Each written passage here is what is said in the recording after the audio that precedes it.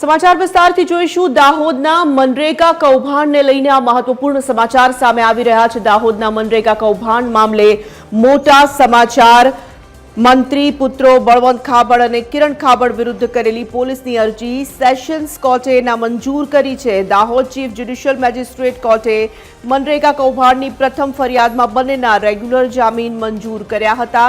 કોર્ટે જામીન આપતા પોલીસે સેશન્સ કોર્ટમાં સ્પેશિયલ વકીલ સાથે જામીન રદ કરવા માટે અરજી કરી હતી। સેશન્સ કોર્ટે પોલીસની અરજી ફગાવી નીચલી કોર્ટનો આદેશ માન્ય રાખ્યો હતો।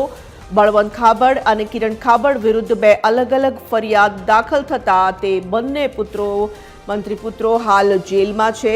મંત્રીપુત્રોએ અન્ય બે ગુનાઓમાં પણ જામીન માટે અરજી કરી છે। કિરણ ખાબડની જામીન અરજી પર 16મી જૂન અને બળવંત ખાબડની અરજી પર 19 જૂને સુનાવણી હાથ ધરાશે। અન્ય બે કેસોમાં જામીન મળ્યા બાદ જ બંને મંત્રીપુત્રો જેલ બહાર આવી શકે છે।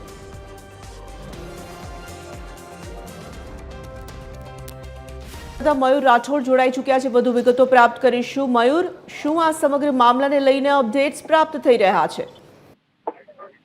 જી તોરલ, દેવગઢ બારિયાદ અને ધાનપુર તાલુકામાં જે મનરેગા કૌભાંડ સામે આવ્યું હતું તેમાં પ્રથમ ફરિયાદ જે દાહોદ ડીઆરડી અધિકારી દ્વારા દાખલ કરવામાં આવી હતી અને ત્યારબાદ પોલીસે સમગ્ર મામલે તપાસ શરૂ કરી હતી, જેમાં પંચાયત અને કૃષિ મંત્રી છે બચ્ચુભાઈ ખાબડ તેમના બંને પુત્રોની એજન્સીના નામ સામે આવતા તેમની પોલીસે ધરપકડ કરી હતી અને ત્યારબાદ રિમાન્ડ બાદ તેમને જ્યુડિશિયલ કસ્ટડીમાં જેલમાં મોકલવામાં આવ્યા હતા અને બંને મંત્રીપુત્રો દ્વારા આ સમગ્ર મામલે કોર્ટમાં જામીન અરજી દાખલ કરી હતી અને દાહોદની જે ચીફ જ્યુડિશિયલ મેજિસ્ટ્રેટ જે કોર્ટ છે તેમને બંને મંત્રીપુત્રો બળવંત ખાબડ અને કિરણ ખાબડને જામીન આપ્યા હતા, પરંતુ પોલીસે આ જામીન રદ કરવા માટે સેશન કોર્ટમાં અરજી દાખલ કરી હતી અને તેની સુનાવણી પૂર્ણ થયા બાદ કોર્ટે ચુકાદો અનામત રાખ્યો હતો અને જે ચુકાદો આજે કોર્ટે સંભળાવ્યો હતો અને આ ચુકાદામાં પોલીસની જે અરજી છે તે કોર્ટે નામંજૂર કરી છે ને જે જામીન જે બંને જે મંત્રીપુત્રોને મળ્યા હતા તે હુકમ કાયમ રાખ્યો છે। એટલે હાલ તો બંને પુત્રો